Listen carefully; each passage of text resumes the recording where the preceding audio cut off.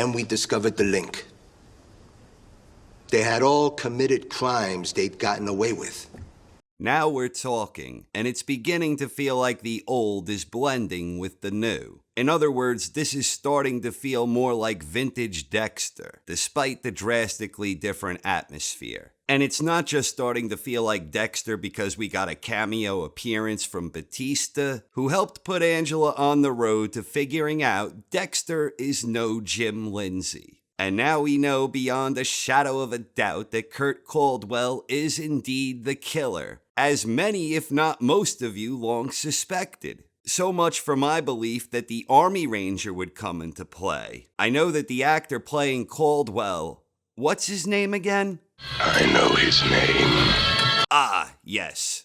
Clancy Brown. Well, yeah, I know he was cast as the big bad this season, but being the big bad doesn't necessarily mean being the killer, such as season 3 when the Skinner was the main killer, but the big bad was Miguel Prado. But in this season, Kurt Caldwell is the lunatic killing off runaways, and like many a previous Dexter antagonist, Caldwell has a very specific MO. Poor Chloe thought putting on a little show for him might persuade him to take it easy, but oof, madon. Kurt wanted no part of her. Her sexualizing herself actually killed the mood for Kurt to such an extreme that he no longer even wanted to kill her. He wanted to let her go, but Chloe was real fired up and she kind of forced his hand. So Harrison ODs at some high school kill list party, and Dexter doesn't like this one bit. Code be damned, he wants revenge. But some days a serial killer just can't catch a break. Poor Dexter was all fired up to kill someone, and he wanted to attack in vintage form equipped with a needle and all. So he hit up his vet, used Vincent Van Gogh II as an excuse, and he simply took all the supplies he needed.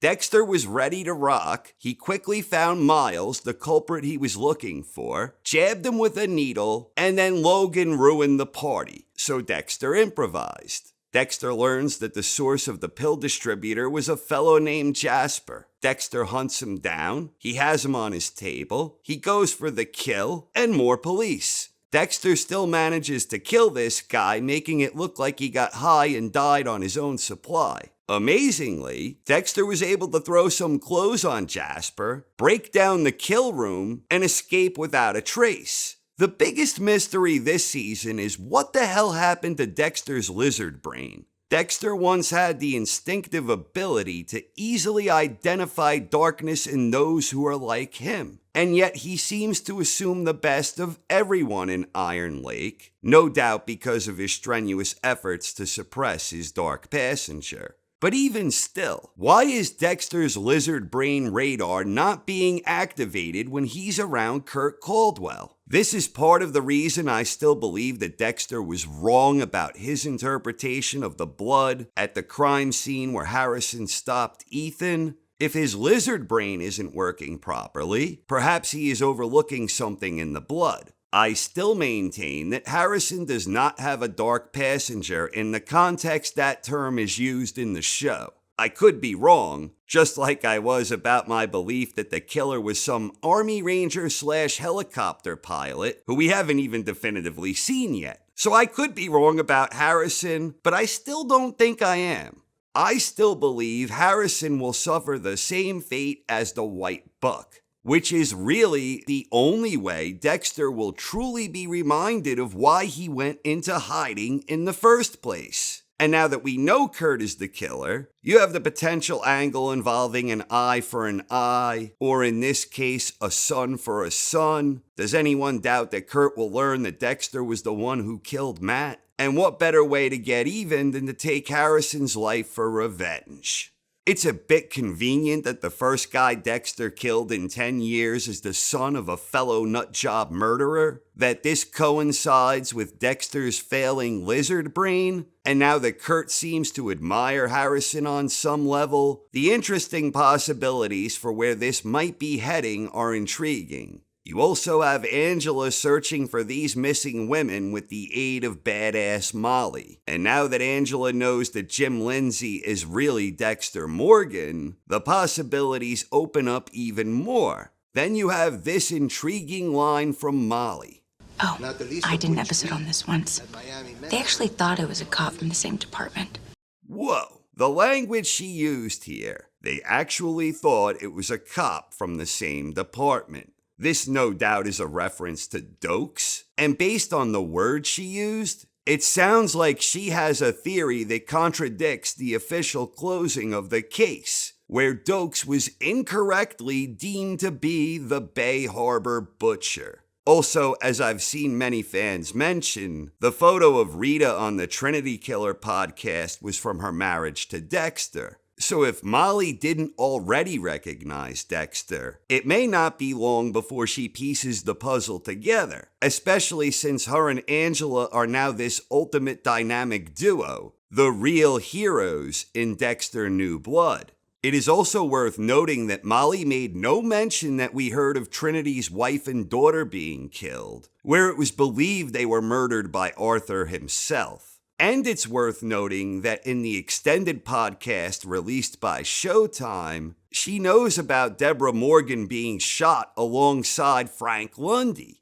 As a result of Harrison and Batista helping Angela discover that Jim Lindsay is Dexter Morgan, she also now knows a little something about Harrison. How much note sharing will Molly and Angela engage in? A lot of fans think that learning Jim Lindsay is Dexter Morgan is no big deal. After all, it's perfectly reasonable that after losing his wife and then his sister, that Dexter might want to start a new life. How could they possibly know that Dexter is the Bay Harbor Butcher? Well, Harrison is still out there, and Batista is a potential player if Angela wants to pick his brain, or if she wants to inform him, hey, I'm dating Dexter. We don't know what Harrison knows or what Hannah may have told him, and we don't know what Batista may have pieced together in his head these last 10 years. I mean, if you look at it, Dexter and Deb were always in the middle of a lot of craziness. Deb was engaged to the ice truck killer, and as far as we know, Deb and Camilla were the only two who knew that he was Dexter's brother, with the lone exception of Matthews. But we know the information is out there for someone, Batista, Molly, whoever. The information is there to draw that connection. Then you have the whole Doakes thing, where he was believed to be the Bay Harbor Butcher, and Molly seems to believe they got that wrong. LaGuerta always believed they were wrong about Doakes, and before her life was ended, Maria was convinced that Dexter was the Bay Harbor Butcher. Everyone in the station knows she believed this before she was conveniently murdered. So Batista is definitely aware that his ex-wife believed the Bay Harbor Butcher was Dexter and not Doakes. Then there are all of the connections between the Trinity Killer and the Morgan siblings, Lundy and Deb being shot by Trinity's daughter, and then Rita being murdered by Trinity himself. Amazingly, at that point in the story, the only one who was a little suspicious about all of this was Quinn, but he backed away because he was in love with Deb and his pal Liddy was a nut. Dexter also had a known relationship with Jordan Chase following Rita's death. He later became very friendly with brother Sam, and then he wound up in a relationship with Hannah, whom he left Harrison with. There still may be missing pieces of the puzzle regarding Hannah and Harrison's time together, and Elway was on to her at the end too, so he could be another link in all of this. And finally, Deborah was wounded by Saxon, and then in a staged act of self-defense, Dexter murdered Saxon, and Quinn and Batista look horrified, but they buy his story. Deborah's body disappears from the hospital, and Dexter is presumed dead when pieces of his boat are found after the hurricane. The point I'm trying to make here is that it isn't at all far-fetched to believe that at some point in the next few episodes, someone is going to make the connection that Dexter Morgan is indeed the Bay Harbor Butcher himself. And I believe that perhaps with another assist or two along the way from elsewhere, the dynamic duo of Molly and Angela will ultimately be the ones who expose Dexter Morgan for the crazy monster that he is. And at long last, Sergeant Doakes' good name will be vindicated, and his reputation will be redeemed. Surprise, motherfucker. So we're halfway done. I thought episode 5 was probably the best one so far, and I look forward to watching the second half of the season. Thanks for watching, everyone. I hope you enjoyed, and have a wonderful night. He's a fucking liar. What are you talking about? You know his real name's not even Jim Lindsay? Oh, yeah. Harrison. Cute kid. Oh, I did an episode on this once. They actually thought I was a cop from the same department. Jesus fucking Christ, you're the Bay Harbor Butcher. I really hate that name. I always knew there was something with you. But this shit... What can I say? You were right about me. Lieutenant, all the evidence points to James Doakes as the Bay Harbor Butcher. Conclusively. What if Doakes was onto him? Jesus, what if Dexter is the real Bay Harbor Butcher? What if he isn't? Are you the Bay Harbor Butcher? This is the place to talk about this. Deb? He did this. He's the Bay Harbor Butcher. He has to be. You're a good cop. You're a good person. You're not like him. Put him down! Beg. His own severed head. A head which at this time has no name. I know his name.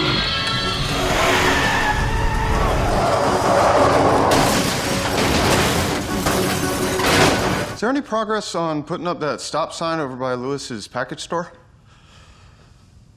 That's an accident waiting to happen.